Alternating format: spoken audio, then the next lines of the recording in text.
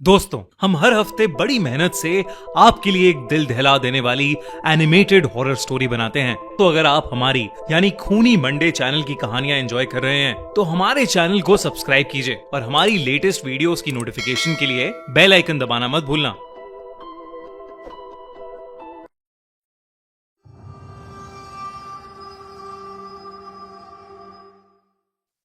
अमिता और उसके पति इलेश का हमेशा से एक सपना था कि उनका पहाड़ों में एक छोटा सा घर हो। उन दोनों ने अपना एक ऑनलाइन बिजनेस स्टार्ट किया था, जिसके चलते वो कहीं से भी काम कर सकते थे। इसलिए उन्होंने हिमाचल के एक छोटे से गांव में कहीं दूर एक पुराना घर खरीदा, जिसके चारों तरफ जंगल, बड़े बड़े पेड़ और अलग अलग सुंदर फूल थे। अमिता उस घर को लेकर बहुत खुश थी। पीले रंग का वो बड़ा सा घर सूरज की किरणों में बहुत खूबसूरत लग रहा था। पर जैसे ही अमिता ने घर का दरवाजा खोला, उसे घर के अंदर से एक अजीब सी बदबू आई। घर काफी सालों से बंद था और गंदा था, शायद इसलिए वो बदबू आ रही थी। वो दोनों जब घर के अंदर गए तो दिन के उजाले में भी अंदर गुप्त अंधेरा था। उन्होंने कैंडल्स जलाई, इलेक्ट्रिसिटी ऑन की, घर साफ किया और फिर अपना सामान सेट किया। उसी रात जब अमिता ने खाना बनाने के लिए सब्जियां काटनी शुरू की तो ताजी दिखने वाली सब्जियां अंदर से पूरी तरह सड़ी हुई थीं, बल्कि सब्जी के अंदर से काले कीड़े निकल रहे थे। थकान की वजह से उन्होंने उस रात खाना ही नहीं बनाया, सिर्फ ब्रेड बटर खाया और सोने चले गए। रात के करीब 4-4:30 बजे जब अमिता की नींद खुली तो इलेश बेड पर नहीं था। अमिता ने परेशान होकर बाहर जाकर देखा तो इलेश बगीचे में फावड़े से एक गहरा गड्ढा खोद रहा था और उसके चेहरे पर एक अजीब सी मुस्कुराहट थी। अमिता ने उसे पुकारा तो इलेश जैसे होश में आया। उसे याद ही नहीं था कि वो बाहर बगीचे में कब और कैसे पहुंचा। अमिता को लगा कि शायद इलेश ने कोई सपना देख लिया होगा और वो उसी सपने के अंदर नींद में चलने लगा होगा। इस इंसिडेंट के बाद बाकी का दिन ठीक गुजरा, सब कुछ नॉर्मल चल रहा था। अमिता और इलेश अपने नए घर में काफी खुश थे, पर अगली रात सब कुछ बदल गया। अमिता की नींद एक तेज शोर से खुली। घर के नीचे वाले फ्लोर पर एक ऐसी आवाज आ रही थी जैसे कोई भारी कुर्सी को जोर जोर से आगे पीछे कर रहा हो। अमिता डरते हुए धीरे धीरे नीचे गई तो वो आवाज सीढ़ियों के नीचे से आ रही थी। वहां उसे एक छुपा हुआ दरवाजा मिला जो बेसमेंट के एक कमरे में जा रहा था।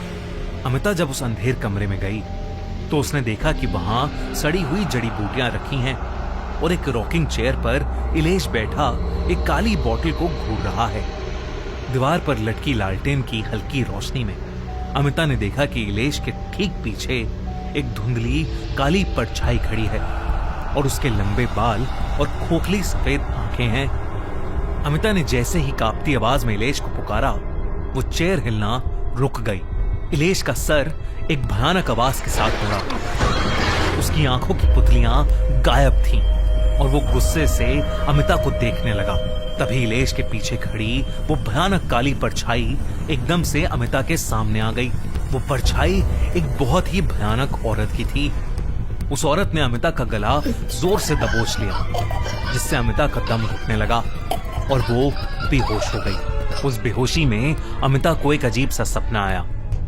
उसने सपने में देखा कि वो रात के भयानक अंधेरे में बगीचे की उसी जगह पर खड़ी है जहां इलेश खुदाई कर रहा था और वो खुद अपने हाथों से पागलों की तरह जमीन खोदती जा रही है। सपने में उसके नाखून टूट रहे थे और उंगलियों से खून बह रहा था। पर अगली सुबह जब अमिता की आंख खुली तो वो अपने बिस्तर पर थी। उसे लगा कि जो कुछ भी उसने महसूस किया वो सब सिर्फ एक बुरा सपना था। पर जैसे ही उसने अपने हाथ देखे, उसकी चीख निकल गई। उसके हाथ सच में मिट्टी और सूखे हुए लाल खून से सने हुए थे। बाहर इलेश उस गड्ढे को भर रहा था और जमीन पर गिरकर जोर जोर से रो रहा था। पर अमिता के पुकारने पर वो एकदम से चुप हो गया, जैसे कुछ देर पहले कुछ हुआ ही ना हो।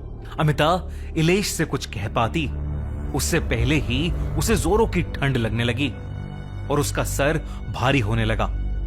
उसे उल्टी आने लगी तो वो घर के अंदर भागी। लेकिन जैसे ही वो घर के अंदर घुसी, घर में सड़ते हुए मांस और जलती हुई जड़ी बूटियों की बदबू फैली हुई थी। घर के सारे दरवाजे और खिड़कियां अपने आप झटके से बंद हो गए और घर के मेन डोर पर ताला लगने जैसी आवाज आई। घर के सारे बल्ब एक झटके से फूट गए और दीवारों से रोने की आवाजें आने लगी। उसने देखा कि जमीन पर काले खून के निशान बन गए हैं। तभी एकदम से इलेश हाथ में काले खून से सनी हुई जंख लगी हुई एक बहुत भारी कुल्हाड़ी लिए अमिता की तरफ आने लगा। उसकी आंखें सफेद पड़ गई थीं। उसके पीछे एक भयानक आदमी की आत्मा थी जो हवा में उड़ रही थी, जिसके चेहरे का मांस सड़कर नीचे गिर रहा था और आंखें बिल्कुल काली थीं। इलेश एकदम से एक डरावनी आवाज में चिल्लाने लगा। वो कहने लगा कि अब कोई नहीं बचेगा। अमिता धीरे धीरे पीछे हटने लगी और तब वो किसी चीज से टकराई। उसने मुड़कर पीछे देखा तो उसके सामने वही भयानक औरत खड़ी थी जो उस रात उसे बेसमेंट में दिखी थी। उस औरत ने अमिता का गला जोर से दबोच लिया, जिससे अमिता का दम घुटने लगा और वो फिर बेहोश हो गई। जब उसकी आंख खुली तो रात के 3 बज रहे थे, लेकिन सब कुछ एकदम नॉर्मल था। उसके हाथों पर कोई निशान नहीं थे। इलेश भी बगल में आराम से सो रहा था। अमिता को कुछ समझ नहीं आ रहा था कि अब तक उसने जो देखा वो उसके साथ सच में हुआ है या ये सब एक बुरा सपना था। वो बेचैन होकर उठी और सीढ़ियों से नीचे गई। उसने देखा कि वाकई में वहां एक छुपा हुआ दरवाजा है। उसने वो दरवाजा खोला और बेसमेंट में उसी कमरे में पहुंच गई जो उसने सपने में देखा था।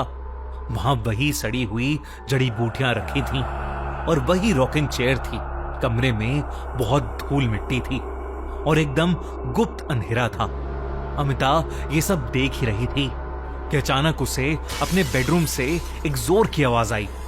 वो ऊपर गई तो उसने देखा कि उसका पति इलेश बेड से ऊपर हवा में लेविटेट कर रहा है। ये देखकर अमिता की चीख निकल गई।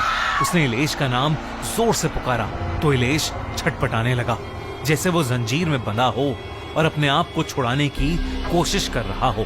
अमिता ने मदद के लिए फोन उठाया, पर उस गांव के किसी भी इंसान ने उसका फोन नहीं उठाया। उधर इलेश की हालत खराब होती जा रही थी। अचानक उसकी बॉडी अकड़ने लगी और वो जमीन पर नीचे गिर पड़ा। अमिता जैसे ही उसके पास उसे देखने गई, वो घबरा कर चिल्ला उठी, क्योंकि इलेश की जगह वहां वही भयानक औरत लेटी थी जिसे अमिता अपने सपनों में देख रही थी। इस बार वो बहुत खूंखार लग रही थी। उसने एक बार फिर अमिता का गला दबोचा, जिससे अमिता का दम घुटने लगा और उसकी सांसें रुक गई। उस दिन की सुबह इलेश के लिए बिल्कुल अलग थी।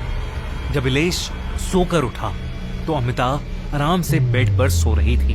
कुछ घंटे गुजरे, लेकिन अमिता अभी तक नहीं उठी थी। वो बस सोई जा रही थी। अब इलेश ने अमिता के चेहरे पर पानी डाला, लेकिन वो फिर भी नहीं उठी। अचानक अमिता को फिट्स का अटैक आ गया, यानी मिर्गी के दौरे पड़ने लगे। इलेश ने जल्दी से अमिता को कार में बिठाया और पास की क्लिनिक में ले गया। डॉक्टर ने चेक किया तो अमिता की रिपोर्ट्स एकदम नॉर्मल थी। बस उसकी दिल की धड़कन, उसकी हार्ट बीट्स बहुत तेज थी। लेकिन अमिता अब भी आंखें खोल ही नहीं रही थी, ना कुछ बोल रही थी। इलेश फाइनली जब उसे एक बड़े हॉस्पिटल में लेकर गया तो उसे पता चला कि अमिता कोमा में चली गई है। इलेश को कुछ समझ नहीं आ रहा था कि अचानक एक दिन में ये सब कैसे हो गया। हॉस्पिटल में एडमिट करवाकर जब वो हिमाचल के गांव में अपने घर वापस गया तो उसके घर के बाहर एक बूढ़ा सा आदमी बैठा था। उसने इलेश को एक ऐसा राज बताया जिसे सुनकर इलेश के होश उड़ गए। उसने कहा कि ये घर शापित है और यहाँ एक ऐसी पिशाचनी रहती है जो लोगों को उन्हीं के सपनों में फंसाकर उनकी जिंदगी चुरा लेती है। और इस घर के अंदर कई लोगों की लाशें दफन हैं। इसलिए इलेश को वो घर जल्द से जल्द खाली कर देना चाहिए। ये कहते ही वो बूढ़ा आदमी वहां से उठा और जंगल के रास्ते चलने लगा। इलेश ने उसे आवाज लगाई, लेकिन वो आदमी चलते चलते हवा में कहीं गायब हो गया। इलेश ये देखकर हैरान रह गया था। उसने तुरंत वो घर खाली किया और अमिता की हेल्थ के लिए एक पूजा रखवाई। कुछ दिनों बाद अमिता को अपने आप एक दिन होश आ गया। वो नींद से उठते ही रोने लगी और उसने बताया कि कैसे वो सपनों के घर में फंस गई थी और वो कितनी अकेली महसूस कर रही थी। इलेश ने भगवान का शुक्रिया अदा किया और उस बूढ़े आदमी का भी, जिसने उसे सब बताया। इलेश को लगा कि शायद वो बूढ़ा आदमी भी उस घर में एक भटकती आत्मा था जिसके सपने उस पिशाचनी ने चुराए थे। दोस्तों, अगर आप ऐसे कभी सपनों के घर में फंस जाओगे तो क्या करोगे? खैर, ऐसे सपनों के घर में ना फंसो, इसलिए खूनी मंडे को जल्दी से सब्सक्राइब करो ताकि ऐसी ही थ्रिलिंग स्टोरीज हर हफ्ते आपको सुनने को मिलती रहें और आप ऐसे घरों से बचते रहो।